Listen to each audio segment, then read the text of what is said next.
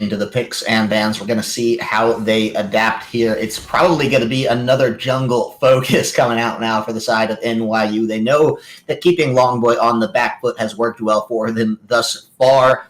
He's played 4 unique champions. We'll see if we get any repeats out of this guy. Same story for Def Ref and Dead Lee. So the Morgana ban, insanely intelligent coming out now for University of Toronto. It's been a thorn in their side the last 2 games. They do not want to see it again. They thought it was the Caitlyn. Turns out AD carry was making all the difference as the support. Yeah, very much so. They're going to put a lot of focus onto that jungle, like you said, over on the side of NYU. Longboy, he excelled at the Zac play in game number 2. They've taken that one away. 6th in, Tristana being taken out, and for good reason. Anyone who's had Tristana has won. The positioning potential for Tristana, not to mention just the overall turret siege that Tristana allows for a team, a little bit too much for either of these. I wonder if they won't first pick Caitlyn. Yeah, first pick Caitlyn would make sense, and that would be a first pick. I am Caitlyn. So smart. I am the smartest. Yes, you are. Everyone bow before my draft knowledge. Taking that away.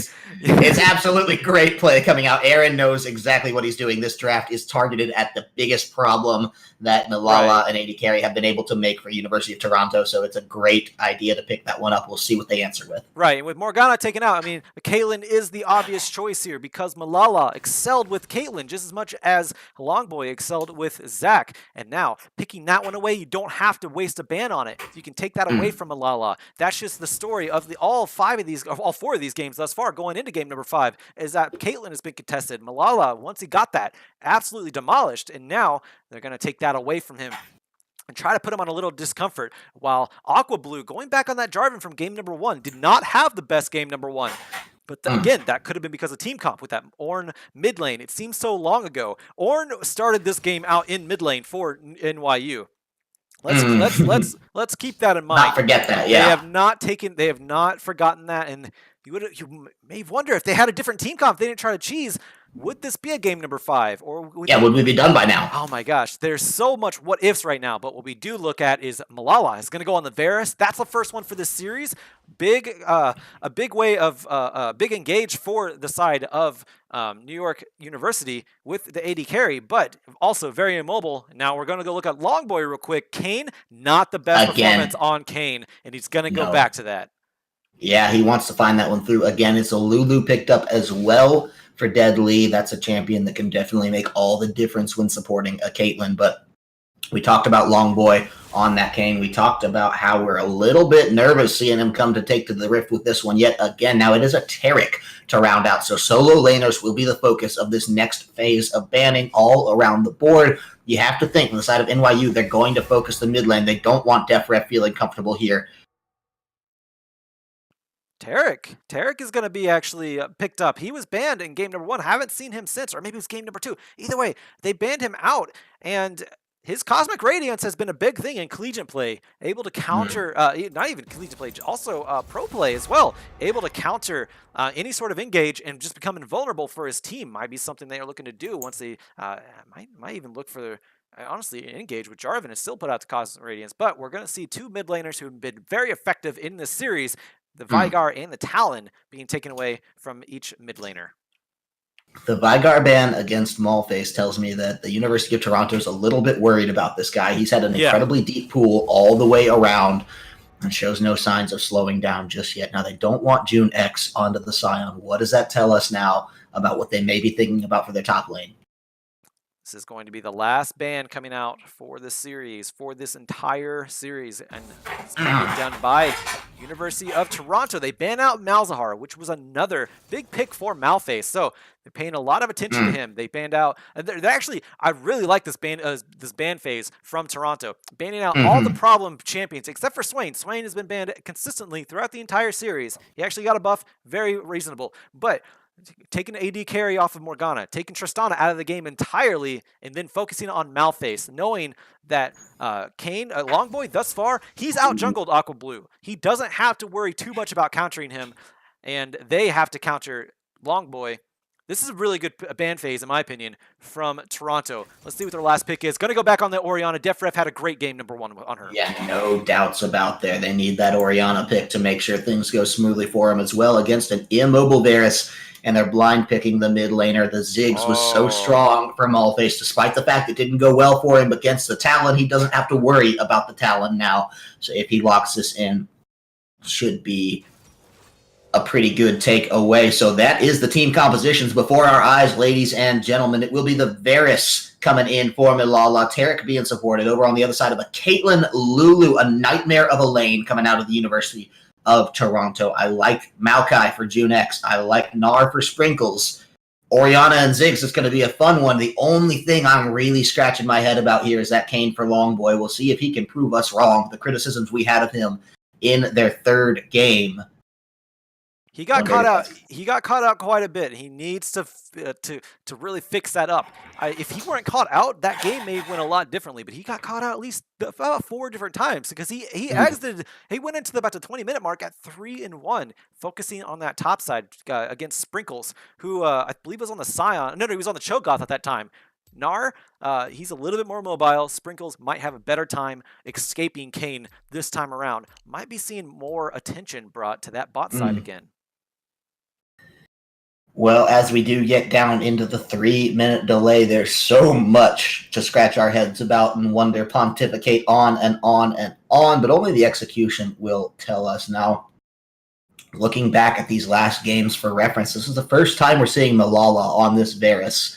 He's played Caitlyn, he's played Tristana throughout. We'll see the Varus, a little bit of a new one. Caitlyn as well, new for Aaron this series. Yeah, not going with Isaiah this time.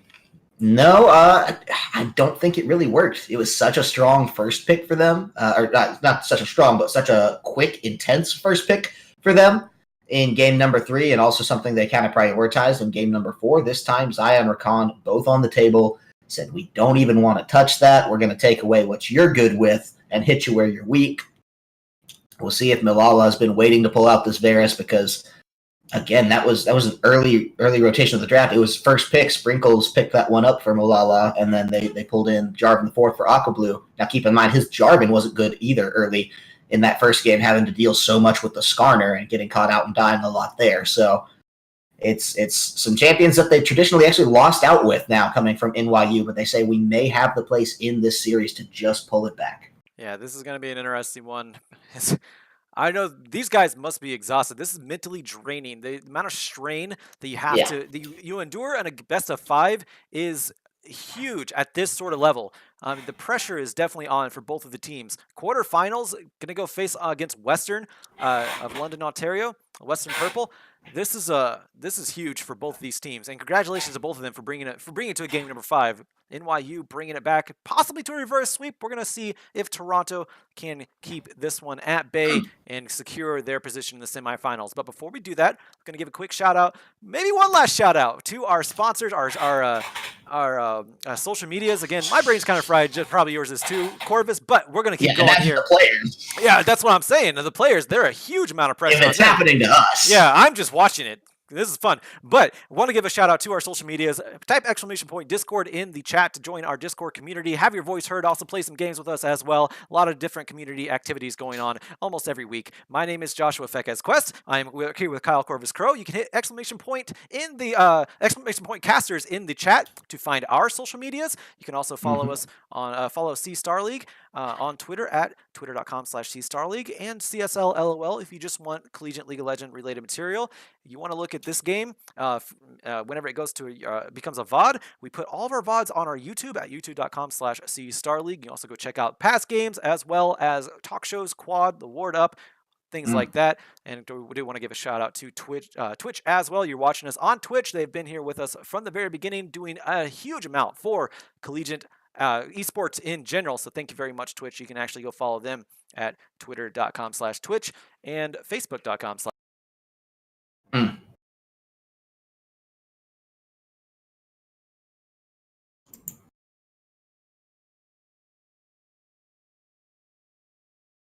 I seem to may have lost Corvus there, I believe. Yeah, a little bit of a network hiccup. There we go. Network hiccup is, I think, resolved though. Yeah, I should have it back here, so we're in good shape. ready to just get trolling and rolling. Into game number 5. There's no more trolling. This is game number 5. Please, no more trolling. We thought we might have seen some around. It's only whether or not the University of Toronto wants to play this Kane effectively. I know I'm just putting all the loaded gun on this guy, but Longboy really is going to be the pivotal player for me in this game. He's all the question marks in my brain are on him. Then a couple on Varys for Malala, but regardless, I'm curious because this is when the cat comes out of the bag. There are no more strategies you hide. So if this Varys is something that, they were hoping it didn't come to for the side of NYU, maybe, but you think you'd see that in the 3rd game rather than the 5th one when they were still down already, kind of back against the wall the rest of this series. This game is the last one they have to win, though. And it's not just Malala on Varys. It's not just Longboy on the Kane. Let's talk about Maulface on Ziggs. He did not have the greatest Ziggs game, but that's also because at 8.5 minutes, Defref had a pentakill. So that is something. That is something that Maulface wants to prove that hey, that was a fluke. I mean, I can play Ziggs just fine. He's actually taking a heal this time around instead of the barrier, not worrying about the burst potential that the Talon offered last time that you take the barrier for. This time, heal gets him a little bit of that extra escape with that speed boost. Might be good for Longboy's Kane whenever he comes in for a gank through the wall. But again, this time around, I want to point out, we're not seeing any information awards being dropped right now. We do see a line of scrimmage being drawn, but no awards. So once again, Aqua Blue starting on the top side, Longboy on the bot side. They're going to meet their way up to the top, or meet their way on the opposite side, I should say. And we're going to go from there. Ladies and gentlemen, I don't normally do this, but I want to hear from you guys. Let me know in the Twitch chat who you think is going to be taking this game out in the way, because we're at game number 5. Becca's and I are both so curious to see. I want to know who the crowd is favoring today here, University of Toronto, or is it NYU? Because we are down now to the wire. They're trading in the lane, and it's only about 30 to 50 short minutes, possibly less, before we know who will be moving on to the semifinals. Yeah, definitely less if one of these teams have their way, but if it goes anything like the last game, we're going to be waiting for another 40 minutes or so, because that's when the teams really popped off, and it was really, you couldn't tell who was going to win until the very last catch onto June, by the way. So June wants to avoid that this time around. Not bringing the Shin, does have the teleport, of course, on the top lane, but bringing the Maokai this time around. So a little bit of sustain. Maokai is extremely tanky, but also has a lot of sustain in his kit, but also, Gnar can just be so annoying on that top side. I mean, dealing with a Gnar is just its own special kind of hell. He's been so relevant ever since he was released, really. I mean, I know he had I recall he had some pretty heavy nerfs to his kit right when he first came around, or to his numbers. But then, they buffed him back up to balance, and then he's just not gone out of meta since. This guy's always had his own place in top lane matchups. And so it's going to be pretty common knowledge how to play against him for any high-level top laner at this point, but that doesn't make it any easier, especially if you're a Maokai and you just have to weather this storm and just be grateful for it. Yeah, when he came out, he was regarded as a more annoying Teemo, but there's so much more to him than just his auto attacks. I mean, his auto attacks are the most annoying part of him, because you have to go up into his face and try to farm while also getting auto attacked at the same time, similar to how Teemo does in the top side. But he has so much more sustained tankiness and mobility on his back as well. But he is very far shoved up. June needs to be careful. He is so far low. Well, look at Sprinkles. Longboy. Yeah, he's been hanging out on the back side of this. Sneaking up on there. But there's no health bar to really work with on the side of June, but they're going to try for it here. Here he comes over. That is the flash. He's going to be coming through. They're going to try to get in on the Sprinkles. He has a flash of his own. He just now pops it, throwing the boomerang. Can he get back to tower in time? He's so close, but no first blood comes through, and Longboy, ready with the intelligent roam just to come through, finds it and gives it to the Maokai. Took first blood for himself on Kane the last time we saw him play it. This time, not the case. Maokai, not the best laner to have it for sure, but to reset and offset that Gnar, that Sprinkles, teleport's coming through. I don't think he wants to chase this one too heavily. No, not at all, especially with the health bar so low. Very nice gank on the top side. Saw that Sprinkles was a little too far up. Actually did get his flash as well. Maokai gank in the bottom's coming. Yeah, gank in the bottom. Hold on. We do see Aqua Blue. This is tense. Here it comes. Find it. Yeah, they want. There's a flag of the dragon. Knocks up perfectly. Forces the flash out. Teleport's coming down. They know Sprinkles can't follow, actually. So this should be the twisted advance coming in from June. Nice three-person knock. And AD carry has the beef to get out of this one, but taking so much that a back might just be necessary. Really good play coming out to stop that one. But June X now has a long walk back, and that's the make thing. that an even longer one. That's the thing, is that he used that on the bot side. There was really no position to use the teleport. Aqua Blue, everybody has their flash so far on the bot side. They did get one out of AD Carry and Aqua Blue, but Aqua Blue is going to go back to his jungle. That's no problem. AD Carry, he's tanky, and a couple levels, he's going to have Cosmic Radiance as well. I question that teleport because I feel like it would have been far more useful to go to that top side. Now he's losing out on farm, he's losing out on experience, and he's also going to get some turret damage put onto his turret on the top side. I don't know about that. Yeah, First Blood makes up for some of that, but it's still not worth to give that advantage right back away and take it on a risk. You want to snowball that advantage pretty daggum hard, especially teleport, going to be pretty relevant. It's a Mountain Drake early. That is a big contesting point, especially for the team that has a Varus, that has a Caitlyn. Both of these AD carries benefit so immensely when it comes to taking the other dragons, the towers, especially for Varus and the Baron in the later game. So not having teleport. Exactly. Not having teleport is going to be huge because now Sprinkles is going to have his teleport up earlier, which means that New York University, they can make a play happen if they want to play around that teleport and make it a 5v2 or however many it's going to be, 4v2. Regardless, June is not going to be a part of that. Aqua Blue will be spotted out by the wards here. They know where he is, so not going to be too worried. I think he should have cleared those, but they do have the pings down on him now. Top lane, I doubt too much tension is going to keep going down as we're looking just at the mini-map here.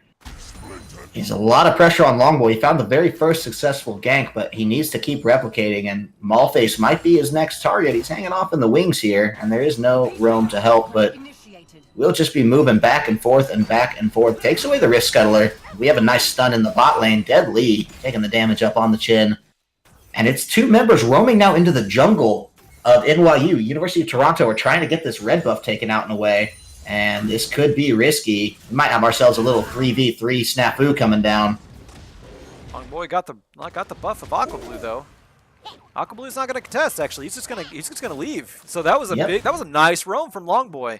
Really good steal. Yeah, very good steal. He's actually 20 CS up over Aqua Blue right now, which is something we saw in game number 3, is Longboy. All the times he got caught, he did farm like a beast in that jungle. He power farmed so heavily, and now he's actually counter farming against, counter jungling, I should say, against Aqua Blue, taking away his buff and slowing the progression of this Jarvan. Now he's actually, Longboy's level 6 now too, so might be seeing him gank a little bit more. Very much the case. Yeah, I mean, he's really done a lot thus far just with the 2 moves he's made. They've been so effectual now. Effective, I apologize. So we'll see what he can do down to just get the vision around this dragon. Don't think he actually even wanted that. Just moving back to his own side of the jungle. And returning now to clear some much-needed camps. Has both buffs up. Probably going to give that blue buff over and away, but in the meantime wants that red for himself likely. Wants to keep that clear going and just stretch that CS lead that he's very nicely packed out for himself. Yeah, very much so. A lot of pressure on that top side. June just going to try to farm underneath his turret. He actually does have the Glacial Shroud to resist a little bit of Sprinkles there, not to mention sustain his mana so he can farm and sustain his health bar as well.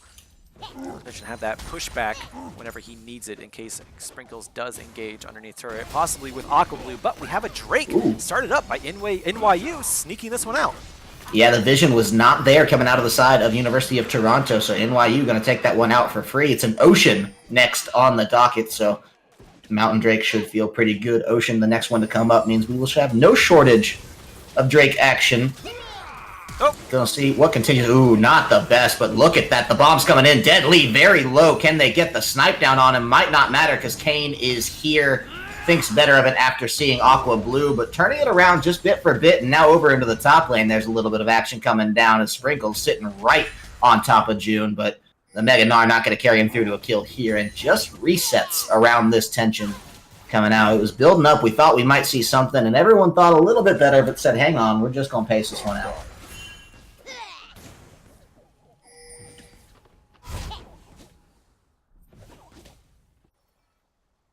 Not even 10 minutes on this clock just yet. It's the Yeah. 1 kill advantage. Favorite in June. It's the 1 Mountain Drake advantage. Not going to start coming online just yet. Now for the side of NYU. So all in all, it'll actually help Nar as he continues to push this top lane out. Teleport's there for June, but I think he just wants to walk back to lane. And Sprinkle says, I'm going to take the B bus back to base as well, and we'll all be good. Yeah, good indeed. Both sides, both jungling sides, I should say, not making too much of a presence besides in that top side by Longboy, who is still farming, still going to be securing that jungle as much as possible. There's not much to take away from Aqua Blue, so Aqua Blue may be looking to gank pretty soon. He is level 6 now, and with no jungle, the wolves did just come up, but after that, might not be too much jungle to really contest here. Both teams doing a great job keeping wards out on their respective sides, so there's not going to be too much jungle pressure that can be capitalized on unless it's forced. That is something that Aqua Blue can do as a Jarvan, a very long-range engage. As we see pings coming out. Yeah, see 8 of them. 8 of them, yeah. Aqua Blue, he's spotted. Not sure if anybody knows that. Oh, man. Well, that's what they need to do, right? The ward coverage has to be immaculate if you are 5 relatively immobile champions going up against a Jarvan who has that Cataclysm. You don't want to have to blow your flash just to get out of that gank because he's going to have his Cataclysm back up well before your flash comes back online. And so the vision control is so necessary for University of Toronto, and they're playing it to a T. I mean, these guys are so good at this ward control. Yeah, maybe. Look at that. We have potentially some drama in the top lane as well. Nar's getting a little close. Throws down a ward of his own. Sprinkle's just going to try to spot out any funny business that may be coming from Longboy. He's well up in the wings there, and I think he might just back on this one, but if he wanted to gank right after this Mega Gnar expires would be a pretty good time. And there's not much gold in the top side for either one as far as their pockets go, so there's not really a benefit to be backing right now. But Sprinkles does need to be careful. It looks like Longboy. She's going to back off finally. The red buff is coming up for Aqua Blue. He does have that time since he stole it away last time. He's going to deny once again and just keep Aqua Blue down as much as possible. But Malphase... Oh no, Malphase is in some real trouble here. He warded it. He's going to pop himself out, but not the right direction. Trying to run back to his tower. The flash could come through. Feels like he doesn't need it, actually. And just like that, he gets back in one piece, and now the chase is kind of on to Junex, actually. Malphase, is he going to try to make this one happen? He has his own ultimate if it needs to come down to that, but the flash out is there, and they actually come out okay for that one, surprisingly enough. The red buff still stolen away. Longboy very much value the timer on that one, but we'll see actually if he can get out of this, because here is Aqua Blue. Gets out from Death Rep, and actually with a nice turnaround on the Cataclysm, there's the Gnar as well. Narvin combo coming through. And now Longboy having to flash out of this one means some trouble. Milala was there, but didn't catch it just as he needed to. Doesn't matter. Aqua Blue takes the kill out and away. That's 2 now going unanswered for the side of New York University, and it's a really good pickup to find something on a 5-man roam. Does leave their tower exposed in the bot lane to Caitlyn. Yeah, they were ready for Longboy to go back to that red once it was starting to respawn. Very nice ward from Malphase, and not to mention just nice scouting, nice knowing that he's going to be over there. That is called information, and that will win you the game sometimes. More engage.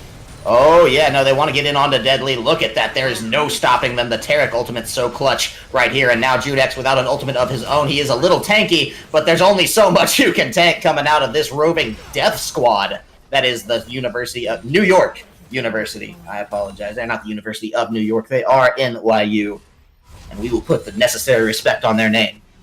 That was great tower rotation, too, by the side of NYU. Malphase and Aqua Blue both shared damage in that tower, making sure nobody went down, went out of rage just in time, and able to pick up June at the same time as that turret. So first turret going over to NYU, very nicely picked up. They are playing like a very cohesive team right now. I like it. They've only been getting better throughout. I mean, they're arguably their first win, the game number 3, was their best one, the most decisive.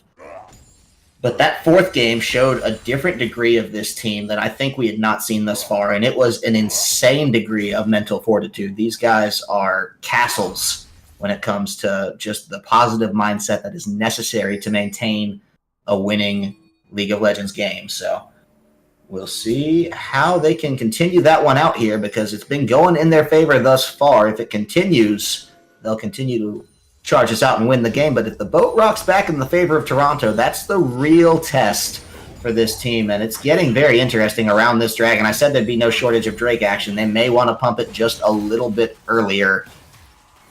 Would be the late roam down from Orianna. Does not have the summoner heal as well. And here comes Aqua Blue onto Longboy. It's a nice aversion of that bomb, but look at the come down now. There's the chain of corruptions, and they found two. Milala gets one, and Maulface gets the other. How lovely is that? If you are NYU, now they're on to this Ocean Drake, and they should have that one no contest.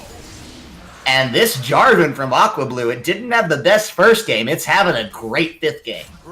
Yeah, day and night with that Jarvan. But again, you have to wonder if it's because of the team comp, because that Ornn mid lane was not ideal whatsoever. And it is showing just how effective NYU can be if they have a team comp that they can get behind. And having an Ornn in there is not that team comp. So playing the more traditional team comp, Milala doing a great job, already has the Gwynsu's Rage Blade. I say great job, he's actually missed a couple of chains of corruption, but it's not too bad. He's still doing fine. 103, 131 farm, he's keeping up with Aaron. Aaron staying very safe. Milala capitalizing, helping out his team where it counts though. Again, has the Gwynsu's Rage Blade building up, has the recurve bow. Gonna be building up to possibly Blade of the Ruin King after that one. We're gonna see what, or a Runons, possibly. We're going to see what he builds into that one. But NYU, they're playing very, very gracefully in this game number 5 and showing that they want to move on to semifinals.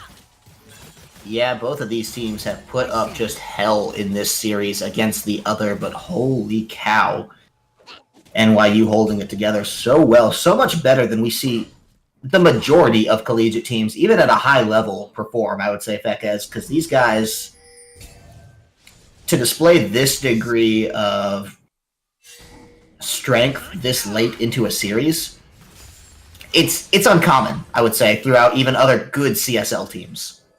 So they may not be up to the level of as many of the just greatest teams that CSL's seen, but they're displaying a quality that I think is arguably lacking from some of those teams just when it comes to their tilt-proof ability. Yeah, just their sheer grit. Being able to survive those first 2 games, especially that second game when they just got decimated.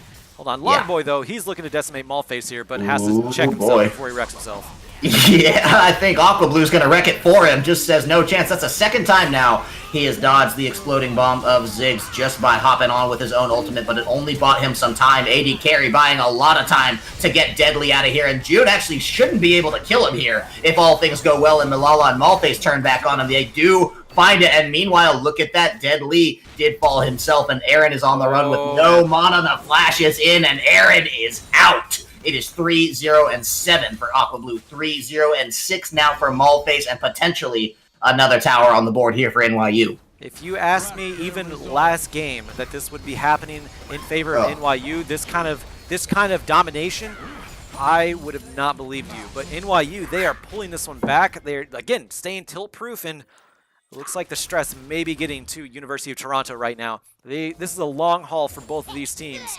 NYU, they are surviving the stress. And so far, 110, 31.7K to 25.3 in favor of NYU, and now they're in on to the Rift Herald. This is just going to twist that knife into this game in favor of NYU. AD carry actually the one to take up that, so they know they're just going to run straight up to this top lane, use it to crack down the tower. I wouldn't be surprised if they popped it out instantaneously. They said instead we'll hang on to it for just a second because take a look at that top lane tower. It's not the healthiest. It's sitting on about 1,100 health there. Yeah, no one's defending this. They could just take it without the Rift Herald. Yeah, I know it, so. Oh my god. Ooh, boy. Ouch. Aaron, buddy, in some trouble there. This Caitlyn pick, we've been seeing so many great things out of Aaron, and it really feels like the team has found their success and failure all on this guy's back. The Caitlyn, as the last pickup of the series, it was a smart draft denial, but, I mean, how comfortable is Aaron on it? Because he's obviously not the biggest problem. I would say that Longboy is certainly kind of a big old gap in this one. He had a really good start, but then, the same story as last time he picked Kane. It's been falling off pretty heavily right around the 15-minute mark. Earlier than that even, I'd say around 11 minutes he was having some trouble with this. But, there's not exactly a strong point on the roster right now for the University of Toronto. We'll see if they can pull it back in because You know, they weren't looking so hot before one Orianna ultimate changed the entire tempo of the first game either. Now they're trying to get in onto Sprinkles. He should be okay, actually, just to hold this off. Ziggs roamed up to the top lane to make sure the tower went down. And now there's 2 outer towers remaining for Toronto here. Yeah. And I mean, Toronto has brought 2 people down bot just to handle Sprinkles. That's allowing a huge power struggle, a power flow into NYU's favor on the top side. Remember, they still have the Rift Herald. They could pop it right here. They have. I think he needs to. Yeah, he can go back into that bush while the wave is here. Now he doesn't know that Kane is coming up. Doesn't care too much. And they're actually just going to back off this one. They're holding on to that Rift Herald. What do they expect to take from this? Do they want it to kill some inhibitors? Because if that's the case, they need to start making the necessary moves now. Baron on the table, and the vision should be coming down soon. They do get the Scuttler. The free ward is popped and dropped every bit as quickly. So now should be actually a return chance to get your breath if you are University of Toronto. Put down some wards in your own jungle. And the worst thing possible is them getting caught in this death brush that it looks like NYU is trying to set up. They're going to do a death brush, this kind of lead? I guess so. Yep. Longboy could get caught here. Chain of Corruption go down. Oh, yeah, there he hits it when it counts, and look at that Longboy buying some time with the ultimate again, but Aqua Blue says goodbye. He flashes, and it doesn't mean anything. Now, Def Ref flashing out of that one probably will mean he gets out okay, but I think so with the Baron here. Junex has the teleport. Aqua Blue, you know, this is not the healthiest run now from NYU. They have a Mountain Drake. It'll really help Nilala push this one down. Same goes for Sprinkles and Maulface, but the health bars I was a little worried about. They said they're not worried at all. They chipped right through it, took it out and away, and it looks like NYU are just charging through this. U of T might try to find this Infernal Drake as a consolation prize, but I think even that's too risky.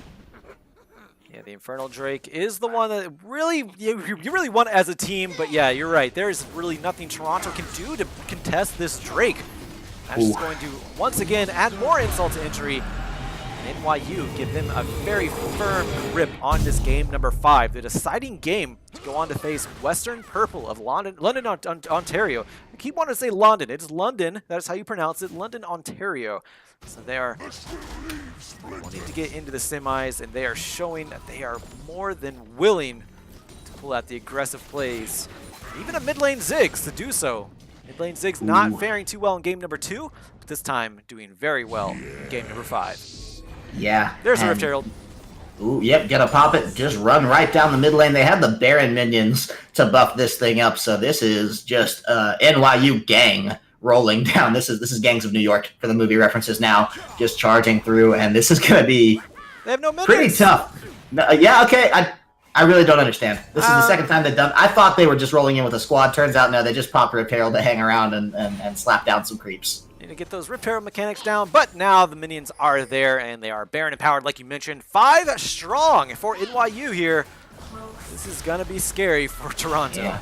Caitlyn Trap's really only a formality. That cannon minion buffed up as well. The bomb on the back line, and Aaron is half health already. Inhibitor going to be coming down without contest. This thing is absolutely taken out and away. Now it's only a matter of how NYU resets, and the top lane looks like a great place to do it, Beckheads. Yeah, there's already a wave up there. They still have the Baron empowerment. The mid lane is going to, or Toronto is going to be a little bit delayed answering this one because they had to deal with the Rift Herald, or else they risk putting the getting the Rift Herald in onto the Nexus turret. And of course, you have Ziggs there, can take out a turret so quickly. You only need to get down to a quarter health.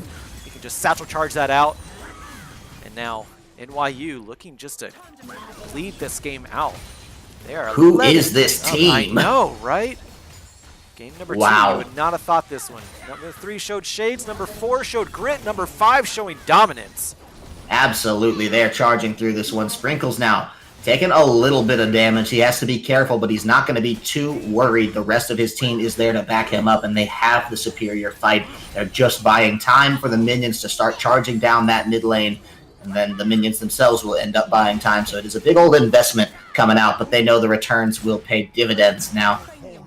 They're just trying to make the most of this Baron. It should be the last wave, maybe second to last. Can't quite tell from the timer on this one, but look at that. The engage is on down. Aqua Blue is there, and Def Rep is in some trouble. The Gnar coming in, and it's the double kill. They're charging through this, and Beckes, this could be the game. I think this is gonna we be might be seeing the reverse sweep come out. Are you kidding me? It started as a small dream. It started with such an uphill battle before NYU, but look at that. They've come through. They've showed such a dominating performance, and are you kidding me? They're on to the Nexus turret. Ziggs is there. The Baron is there. They have so much at their back, and they have done it, ladies and gentlemen. The University of Toronto fall, and NYU march on to cement themselves into the Eastern semifinal, where they will play Western 2 weeks from now. Are you kidding me? The reverse uphill sweep. battle indeed. You are not joking with that uphill battle. It was a huge uphill battle, especially from game number 1 with that cheese comp, the mid lane Ornn. We've mentioned it numerous times. NYU, they could not make that work.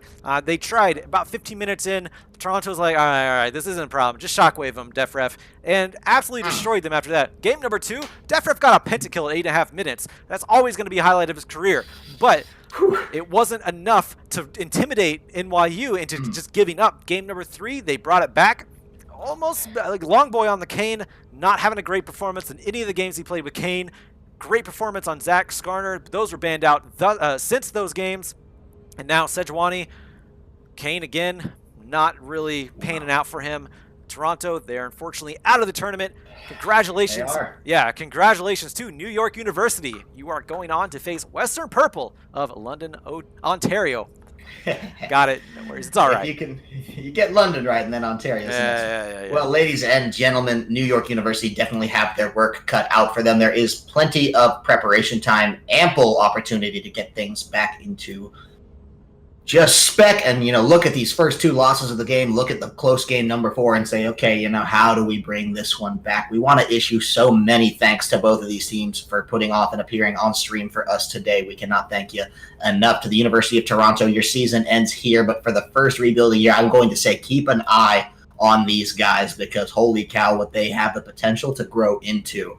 For New York University, they will be moving on. We want to thank you all in chat, hanging out with us, supporting your schools. You are the reason that so many of us are able to do this at the CSL, that the players are able to do this where they are at their universities. And so you guys pat yourselves on the back for that one. Thank you for sticking around. My name is Kyle Corvus Crow. I've been joined today by Joshua Fekes Quest, and we have been graced with a best-of-5 series that went down to the very last minute between these two teams. It was everything we could have hoped for. Got a couple plugs to hit before we are out of here. Exclamation point Discord in the chat. Exclamation point Casters in the chat. Exclamation point East bracket. Exclamation point West bracket. South bracket. North bracket. PCB bracket. And so on, just to make sure you get all of that going, all the information you possibly need. I'll be in chat just to spam that through in just a second for you. Huge shout out to our sponsor, Twitch. We could not do what we do without their support. We thank them for it. They are the best. Show them some love on their social media, twitter.com/Twitch, facebook.com/Twitch. And if you want to see this series happen again, it will be clipped and shown on YouTube, youtube.com/user/C-Star-League. That is going to do it for us, ladies and gentlemen. I, again, am Kyle Corvus Crow. That, again, is Joshua Fekes Quest. You, again, are the best crowd we could ever have asked for. Thank you so much for joining us. We're going to be signing off. We'll have more League of Legends for you shortly. Keep up on Twitter to find out when the next match is. But until then, we'll see you next time.